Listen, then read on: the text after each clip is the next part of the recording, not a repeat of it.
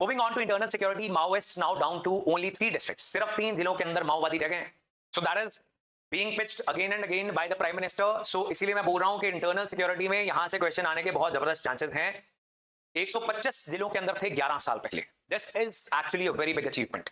अब इसका analysis I am also waiting कि कुछ जो इंटरनल सिक्योरिटी एक्सपर्ट्स होते हैं, यानी रिटायर्ड आईपीएस ऑफिसर्स जिन्होंने इस इलाके में काम किया होता है, इसमें कितना इकोनॉमिक डेवलपमेंट का रोल था, इसमें कितना इंटरनेट का रोल था, इंफ्रास्ट्रक्चर, रोड्स, उसका रोल था, और कितना सिक्योरिटी फोर्सेस की जो इन्फोर्समेंट थी उसका रोल था।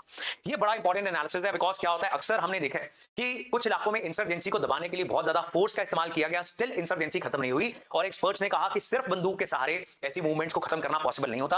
आपको डेवलपमेंट देनी पड़ती है, आइडियोलॉजिकली उनके हार्ट्स एंड माइंड्स को जीतना पड़ता है।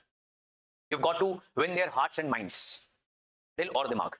So now that is what the analysis is। थोड़ा बहुत इसमें पॉलिटिक्स भी है, लेकिन he is also comparing कि पिछले जमानों में what tribals were doing, there were no roads, schools, hospitals। ये डेवलपमेंट की मैं बात कर रहा हूं, बिकॉज इनको उड़ा दिया जाता था। डॉक्टर्स और टीचर्स अगर यहां पर काम करने जाते थे उनको मार दिया जाता था। अब ये कांग्रेस को ब्लेम कर रहे हैं, चलो हमें उससे बचना है, पॉलिटिक्स से बचना है, लेकिन ये बात सच है कि नक्सलवादी जो है इसको उड़ा देते थे। एंड अभी तक सिक्योरिटी फोर्सेस और देश का जो सिक्योरिटी आर्किटेक्चर है वो इसको कंट्रोल नहीं कर पा रहा था। 125 जिले से 3 जिले में लाना इज अ बिग अचीवमेंट।